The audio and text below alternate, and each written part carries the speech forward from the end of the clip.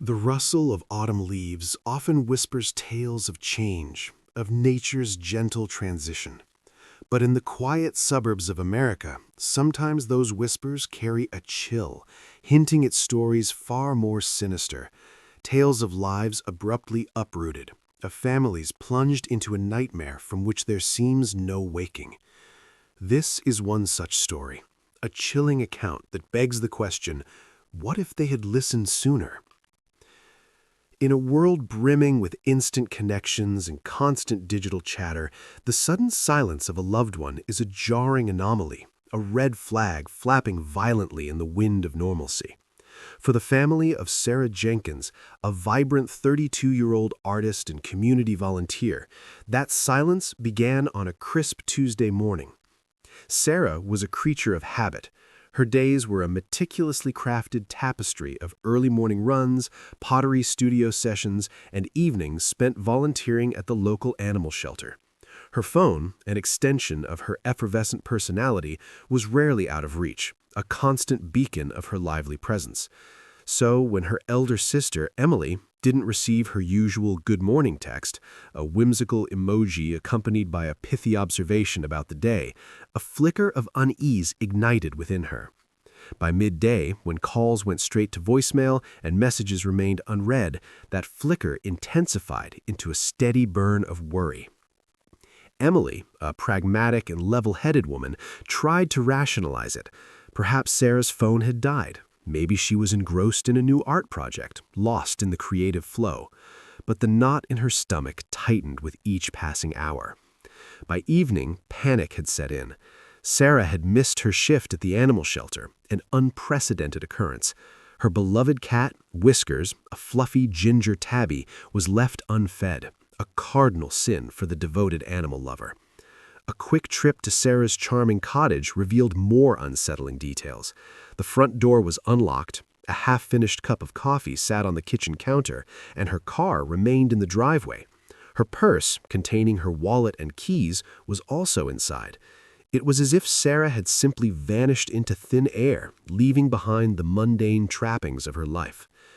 The family immediately contacted the local police department, their voices trembling with mixture of fear and urgency.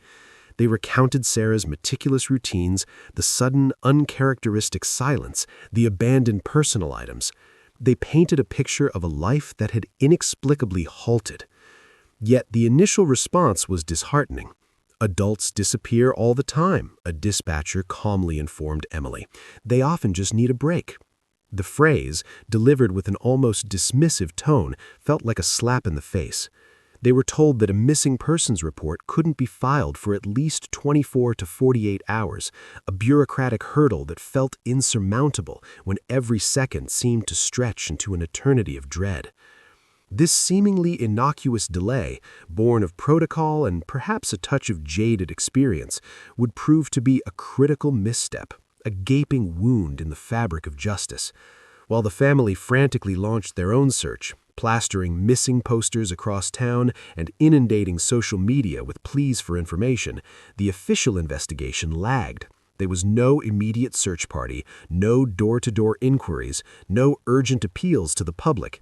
The precious early hours, the golden window when clues are fresh and trails are warm, slipped away like sand through an hourglass. Days bled into a week, then two. The family's hope, once a defiant flame, began to gutter.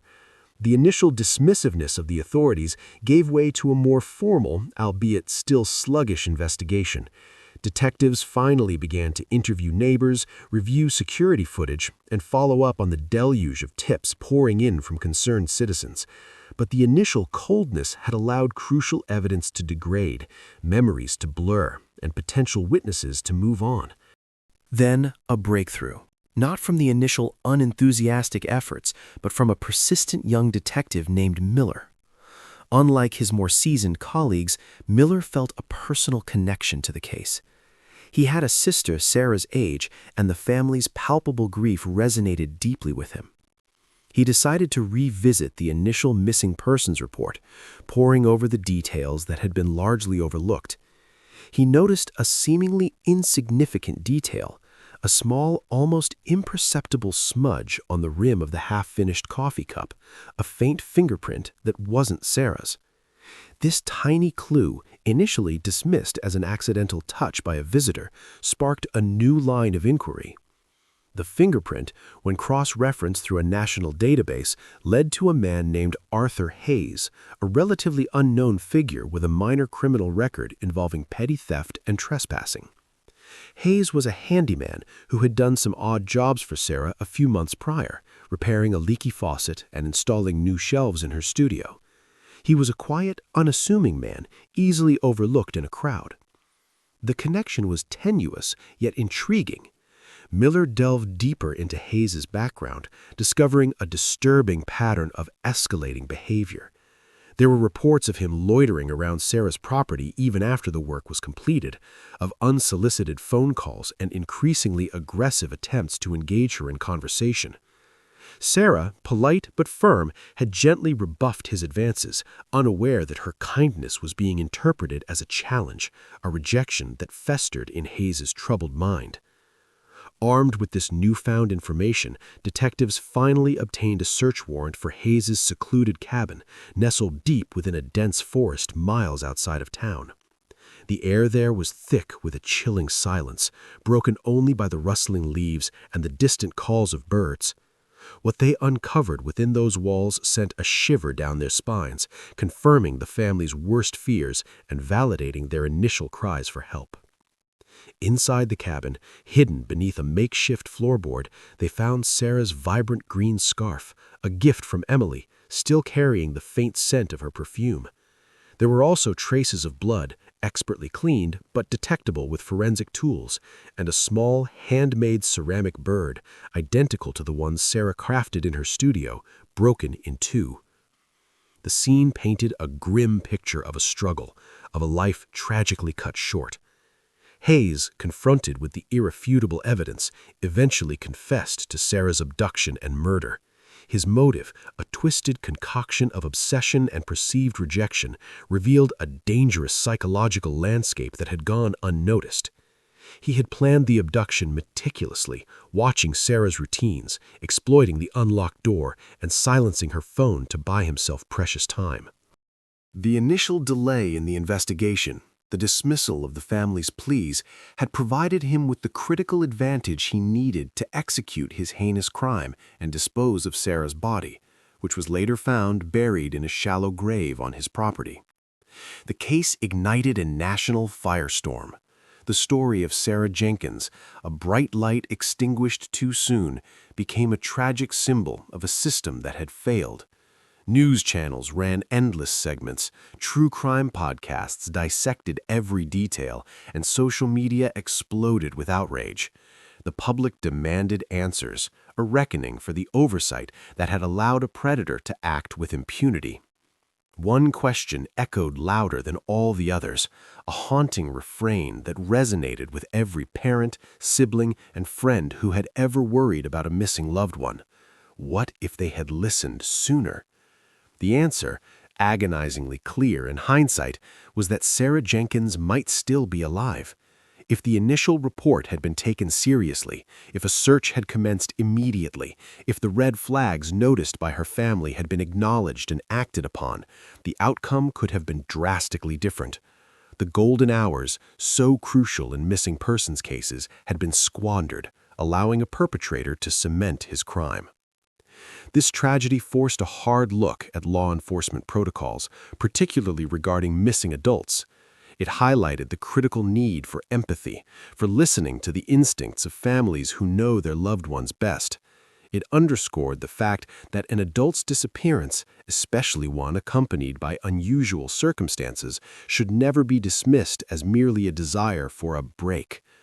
In the aftermath, several states implemented Sarah's Law, a legislative initiative that mandated swifter and more comprehensive responses to missing adult cases, particularly when suspicious circumstances are present. It emphasized the importance of immediate investigation, the removal of arbitrary waiting periods, and increased training for law enforcement personnel on recognizing the subtle indicators of foul play.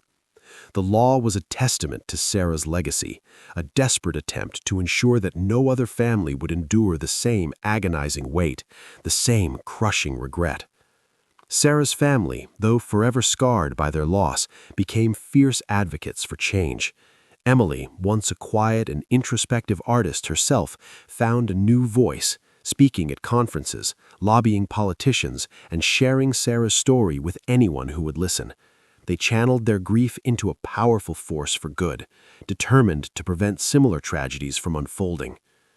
The story of Sarah Jenkins is a stark reminder of the fragile line between normalcy and nightmare, of the profound impact of human connection, and the critical importance of listening to the whispers of warning. It serves as a chilling testament to the fact that sometimes the most dangerous decisions are made not by criminals, but by those sworn to protect, in the quiet moments of dismissiveness when empathy is overshadowed by protocol. This is a story that demands answers, a case that reminds us to never underestimate the power of a family's intuition and to always, always listen sooner. If you found this story compelling and want to explore more real American crime stories that demand answers, be sure to subscribe to American Mystery Vault for new videos every week. Your support helps us bring these important narratives to light.